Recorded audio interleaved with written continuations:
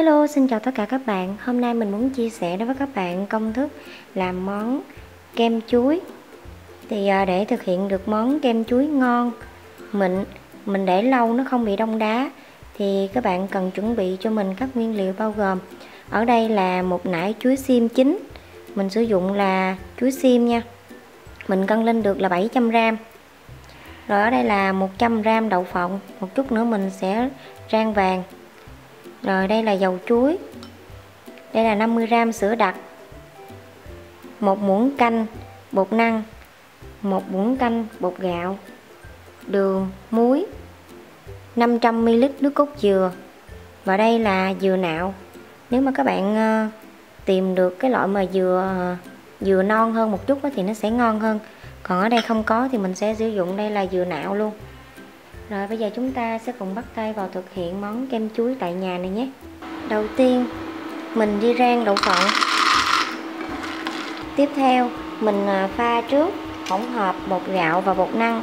Đây là 1 muỗng canh bột năng, rồi 1 muỗng canh bột gạo, rồi đây là nước cốt dừa. Bây giờ mình sẽ cho vào đây một ít nước cốt dừa để mình pha.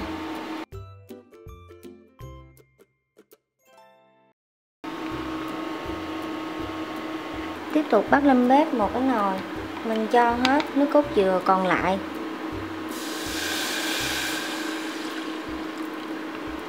Rồi cho hết 60g đường. Các bạn mà không thích ăn ngọt quá thì các bạn có thể là tùy ý giảm lượng đường lại. Rồi mình cho 50g sữa đặc vào luôn. Cho vào đây 1/3 muỗng cà phê muối. Rồi mình để mức lửa nhỏ vừa. Thì mình sẽ khuấy cho đến khi hỗn hợp nước cốt dừa và đường nó vừa tan và nước cốt dừa nó sôi lăn tăn, là các bạn sẽ cho hỗn hợp bột vào để mình tạo cái độ sánh.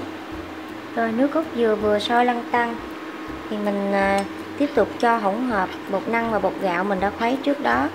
Các bạn cho vào từ từ ha. Mình vẫn để mức lửa nhỏ vừa nha các bạn.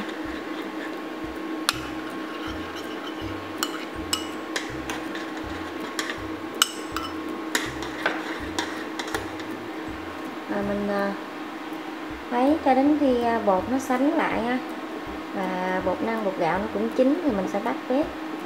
Thường thì sau khi mình khuấy vào á, mình khuấy thêm khoảng 3 phút là bột nó chín rồi, với mức lửa nhỏ vừa. Rồi lúc này nước cốt dừa cũng đã sánh lên như thế này ha các bạn. Giờ mình sẽ tắt bếp nha. Thì mình để cho nó nguội đi. Khi nó nguội nó sẽ còn đặc hơn nữa, cho nên là cái lúc nóng các bạn khuấy nó sánh như thế này là được rồi, đừng có đặc quá nha các bạn. Rồi trong thời gian chờ cho bột nguội, ở đây thì đậu phộng mình đã rang cho nó vàng giòn á, mình bóc vỏ xong rồi. Bây giờ thì mình sẽ đi đập cho nó hơi nhỏ ra một chút.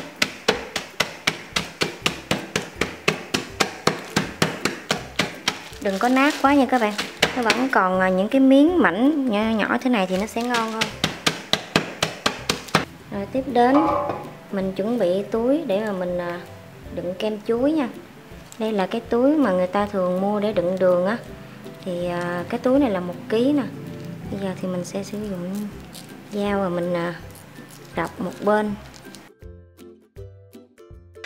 Mình chỉ rọc một bên như thế này thôi các bạn. Một chút nữa mình sẽ cho chuối vào đây mình ép. Tiếp theo mình sẽ đi bóc vỏ chuối.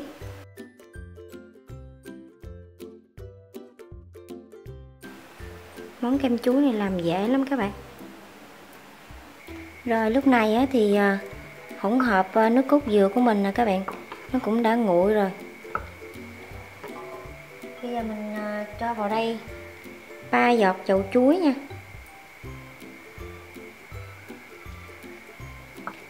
Có dầu chuối thì món kem chuối của mình nó sẽ thơm ngon hơn đó các bạn. Rồi bột đã nguội rồi, và các bạn thấy không, nó đặc hơn một chút rồi nè, là rất là vừa luôn ha. Bây giờ mình cho chuối vào trong cái túi ha các bạn, để mình đi ép.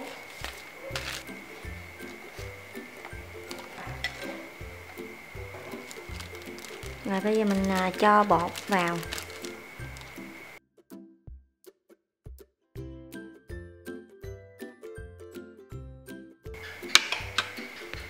Rồi mình lật ngược phía bên đây, mình cũng sẽ cho bột vào luôn.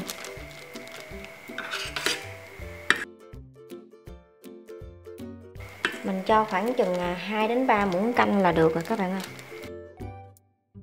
Rồi sau khi mình đã cho bột vào rồi thì bây giờ mình sẽ cho dừa nạo vào luôn. Ít hay nhiều là tùy mình nha các bạn. Rồi cho vào đây một ít đậu phộng, mình rải đều. Rồi bây giờ mình sẽ xếp lại, mình đẩy cho nó gọn lại.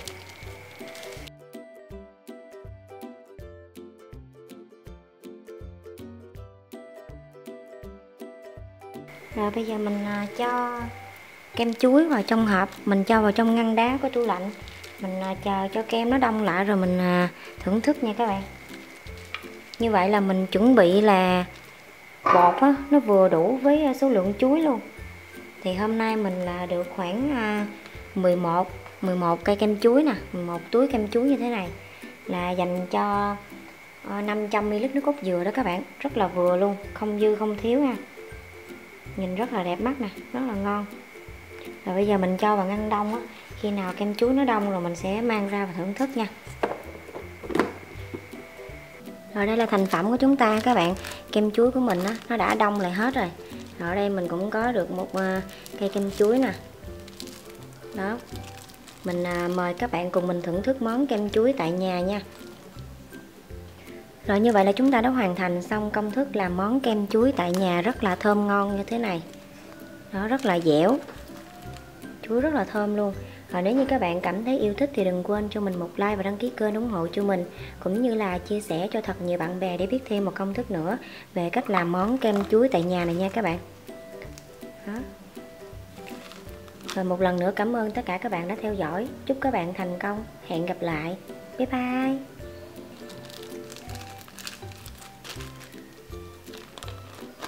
Mỗi khi ăn mình sẽ mở cái túi ra, rất là tiện và sạch luôn. Cái túi hơi to các bạn. Rồi mời các bạn nha.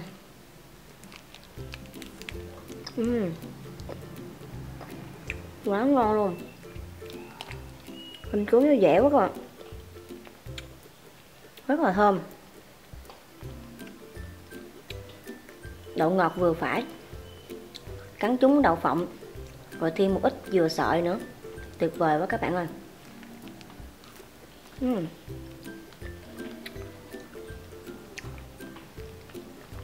Các bạn á cứ cho vào ngăn đông á, đừng sợ nó bị đông đá nha. Với công thức này á, không sợ là kem chuối của mình nó bị đông đá, mà nó rất là dẻo luôn. Ngon quá, tuổi thơ ùa về các bạn ơi.